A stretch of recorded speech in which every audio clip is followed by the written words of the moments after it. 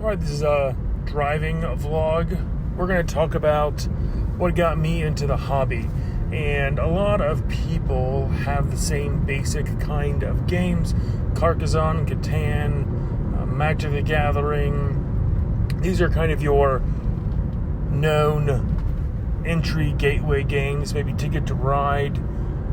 But for me, it was a war game, and this was in the mid-'80s, and it was Axis and Allies. This was I believe, the first or the second edition. It did not have the black water. I don't think many people even know about the black water map.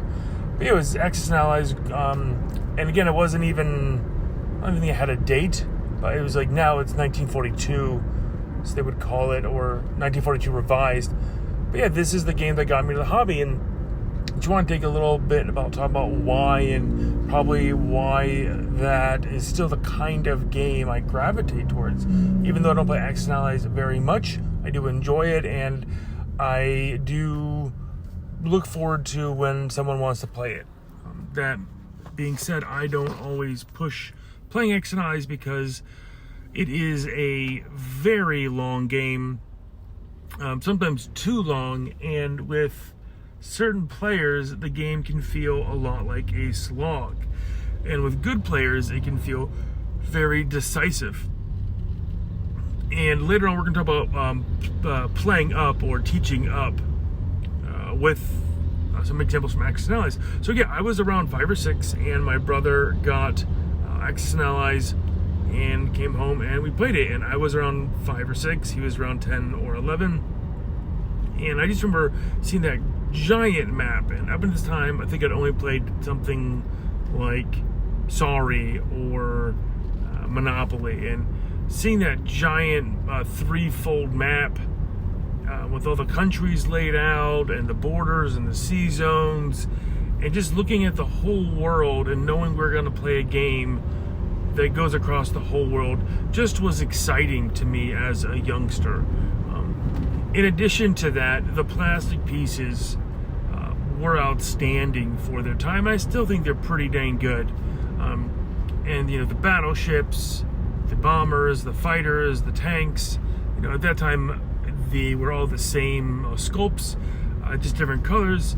And I just was mesmerized, by all these little plastic pieces. And then once, we set up, which is, a labor of love, that thinking all the permutations, all the different variants of the game, if I go here, if I go there, if I buy this, I just wanted to play over and over again. I just wanted to play all the time. And really no board game at that time had done anything like that. Sorry, okay, fine, Monopoly, always horrible at the end. But in Axis and Allies, there just seemed to be this great idea of planning future turns, money, that nice paper money back in the 80s, before everybody had chits and coins and poker chips and things, which is great. Like, the whole presentation was primo, for the mid-'80s. It was just super great. And then I played a lot with my siblings and my best friend Aaron, and just how each person would play the game was so fun and dynamic. Like, one of my sisters playing the Russians was just, she was just, a wall of men. She just, every turn bought men, and then if she had some victory, she bought a tank, or maybe an airplane, or maybe 2 tanks. But she's just very consistent, just this wall of death, for the Germans to break upon. And also, when she would play the Brits, she would love to do little sneak attacks and little maneuvers, trying to get footholds in Norway, things like that. And just so interesting to play. And even though the map, is stagnant at the beginning, I never felt that was a negative for a long time. And I still don't feel that it's that much of a negative. I do feel that some of the first moves are, I won't say scripted, but definitely for Germany, you want to take out Britain's navy. That just seems like a smart move. And some of the first moves are smart moves. But then every other turn is a reaction to how the dice fell, in addition to what people purchased. If America starts to buy a lot of bombers, you're like, whoa, what are they going to do with those? Probably going to go IPC bomb Germany into dust. If they start to build a lot of transports, if they start to build a lot of battleships, maybe they're going to go, Japan first. And I absolutely fell in love with the Japanese because I felt as a youngster, and for the most part, I still feel this way, that Japan has the most actual choice in the game. Russia's gotta go south to Africa to get the IPCs, to get the money, but Russia has to fall. And Japan really needs to assist in eating away Russia's IPC reserves. But at the same time, do they want to try and take Australia? Do they want to maybe keep America busy with taking over Alaska, some little feints and stuff? Do the Japanese want to just roll through China, or do they just want to go around it and just have a meat shield? Do they build that industrial complex first turn, in Qingtung? All these things to me just made the Japanese so interesting and wanted me to play over and over again. I'm by far the best as a Japanese player. I still really struggle with Germany. And every time we would pop out that map, usually around the summer months, when the hurricanes were coming, we'd play maybe 2 or 3 times during hurricane season. Just so many games were memorable, and oftentimes, because we were children and slow to play, we would play over multiple days. And I remember people just looking at the maps after the gameplay of that day was over and taking notes and thinking about, if I go here and I do this, and just the game was just enrapturing. And I feel that very few games in general do that really capture your imagination of what to do next time or what to do on a future turn. And Axis and Allies, people can poo-poo it, and it's a dice fest and all this, but that being said, now as an adult, I've learned low luck, and I'll just take a second to explain that. So low luck means you just count up your pieces and what they hit on. So for example, a tank hits on a 3. So if you have 2 tanks, they have a 6, and a 6 is a hit. So if I have 2 tanks and you have 1 infantry, then I auto hit 1. Infantry defends at a 2. You roll for a 1, a 2, or a 1, and that's it. So while playing low luck now as an adult makes the game go much, much faster. And I really like low luck because battles are not dicey. They're very deterministic. And this makes understanding the board state a snap. It really, really does. It's not like, well, I have 6 guys and he has 4 guys, but maybe he's going to roll a bunch of 2s, and maybe my tanks are just going to whiff, and maybe I'm just going to lose a bunch of tanks. And it makes your armies or your country territories, however you want to think of it, much more strategic in what you put there. Because that your tanks, 2 tanks equal 1 hit, or 3 guys equal 1 hit. And this just brings a whole different element to the game, but of course this must be decided on first before you start to play. That being said, with the new additions, there is lots to like and lots to maybe not like or just pass on. For example, in the 50th edition, they have 2 board setups, 41 and 42. That's a whole different thing. And with that, they also have they have country objectives. And that is just extremely important.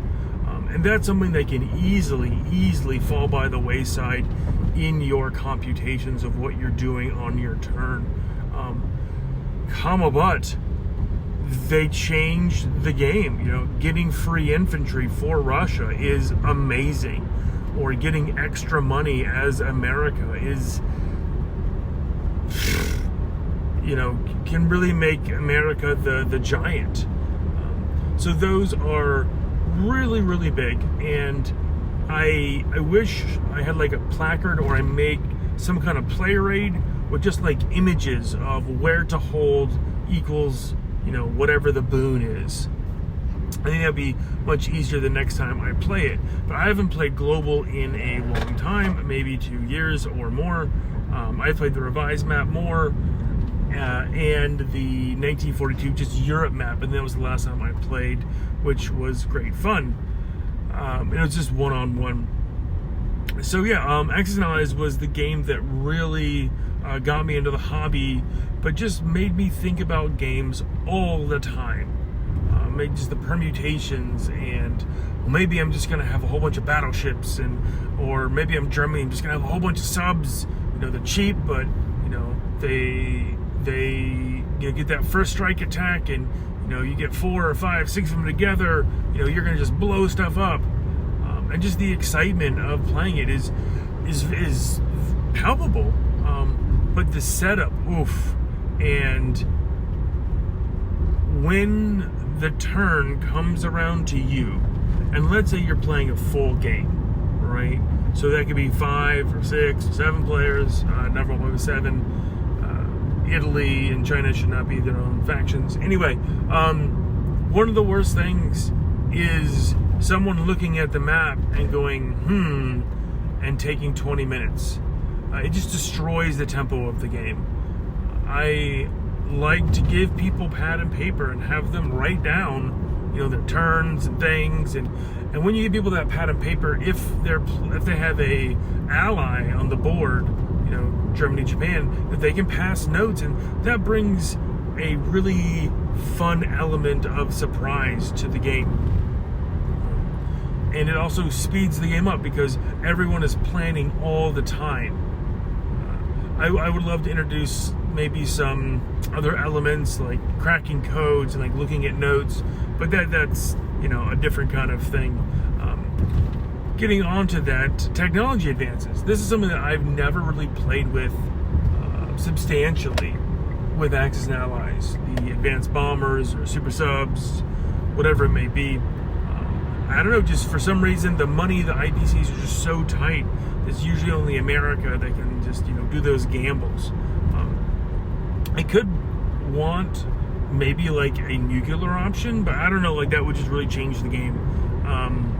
So that could be interesting if somehow, because that's how World War II with the Japanese basically ended. That would be a nice addition somehow, somewhere. Maybe Renegade, that is currently publishing Axis and Allies, would implement that maybe as a module or an expansion or something. That the U.S. would have to like put away money every turn for X amount of turns to get the bomb or something. That would really put a push onto the game. But yeah, and it wasn't until 2012 or something that I played Catan, Ticket to Ride, or any of those kinds of games, and I'd already been playing Axis and Allies for 20 years. I played it all through elementary, middle, high school. I didn't play it in college. I played some Risk in college. I played Axis and Allies in the Navy. I played Axis and Allies out of the Navy. And that was one of my best groups, is when I got out of the Navy and I went back to school at Florida Gulf Coast University, FGCU, and I was a history major. And I just stood outside my World War II history class and just asked, everyone that came out, do you want to play a World War II board game? And I got like 5 or 6 people. Dawn, Janet, Will, Billy, Stephanie, Janet, and we played nearly once a month. And it was just so much fun. The zany tactics that Billy would come up with, Janet's, continuous, just, Russian meat shield, just playing again with the same people over and over again was just so much fun. And I really haven't played the game with that kind of intensity or tempo for quite some time, to be honest.